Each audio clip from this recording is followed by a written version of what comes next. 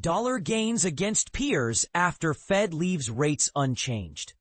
The US dollar's recent surge is shaking up global markets. But here's the twist. It's not because the Federal Reserve raised interest rates. It's because they didn't. While the decision to hold rates steady might seem unremarkable at first glance, the fallout has sent ripples across currencies, trade negotiations, and investor sentiment. And this is the part most people miss. The dollar's strength isn't just about rates. It's about expectations, geopolitical moves, and a simmering debate over who's really calling the shots in U.S. monetary policy.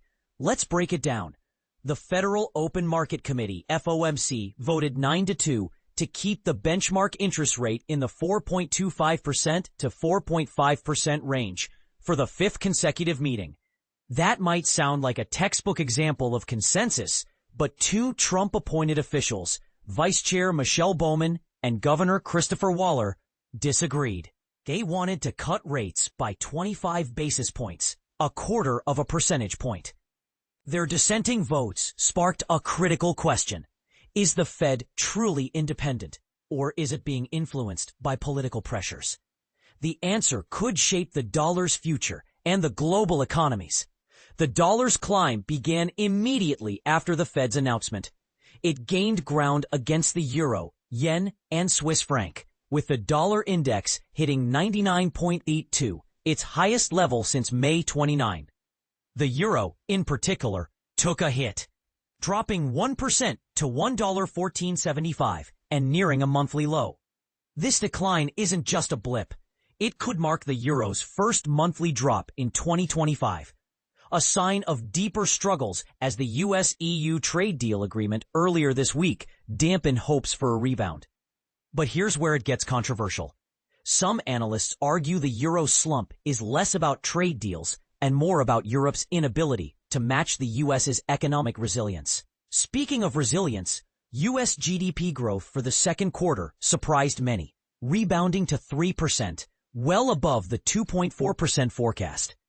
Yet, as Standard Chartered Steve Englander pointed out, the numbers might be misleading. Inventory restocking and a surge in net exports, a mix of exports minus imports, drove the growth. But that doesn't necessarily mean the economy is thriving. Add it all up, and you're looking at an average of 1.5% growth per quarter, Englander said. That's not a recession, but it's not exactly a boom either. Meanwhile, the yen and Swiss franc are bracing for potential shifts. The Bank of Japan's upcoming meeting has investors on edge, hoping for hints of a rate hike. Against the yen, the dollar rose 0.55% to 149.29, its highest since April 2nd. The Swiss franc also fell, with the dollar climbing to 0.81265 francs, a level not seen since June 23rd. But what's really heating up?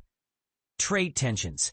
While the U.S. struck deals with Japan and the EU, President Trump escalated tariffs on India and Brazil, threatening a 25% levy on Indian goods and a 40% surcharge on Brazilian imports. These moves are sending mixed signals. Is the U.S. trying to stabilize global trade or destabilize it for leverage? The broader picture? The dollar's strength isn't just a Fed story. It's a reflection of global uncertainty.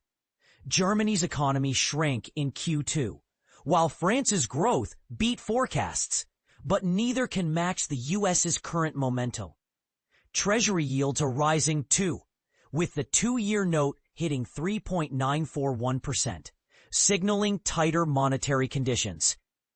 Yet, as Messirose Udo Shinohara noted, the market is still hedging its bets.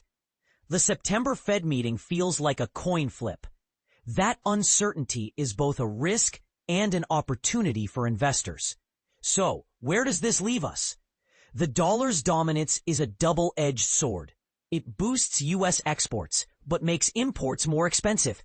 It rewards savers, but hurts borrowers. And the Fed's next move, whether to cut rates, hold steady, or raise them, could tip the balance. But here's the real question. Is the Fed's current stance sustainable, Or is it setting the stage for a crisis? Share your thoughts below. Do you think the Fed made the right call? Or is it time for a rate cut to avoid a slowdown? The debate is just heating up. Euro USD Weekly Outlook, analyzing key levels and long-term trends. Here's a bold truth. The Euro USD pair has been on a wild ride recently, and understanding its next move could mean the difference between profit and panic. Last week's drop to 1.1390 initially looked like a red flag, but here's where it gets controversial. When the pair bounced back and broke through the 1.1555 level, it flipped a previous support into resistance. This twist suggests the three-part decline from 1.1829 might already be over. So what's next? The immediate bias is for a rebound toward the 1.1788, 1.182 area, a key zone that could either confirm strength or expose hidden weakness. But if 1.1390 breaks again, watch out. This could kickstart a deeper correction, targeting the 38.2% retracement level at 1.1198. And this is the part most people miss. The bigger picture tells a different story. The long-term climb from the 0.9534 low isn't just noise. It could either be tidying up a decades-old downtrend or sparking a fresh, bullish phase. Either way, the 1.1916 level, a 100% projection of the 0.9534 to 1.1274 move, remains the ultimate target as long as the 1.1604 support holds.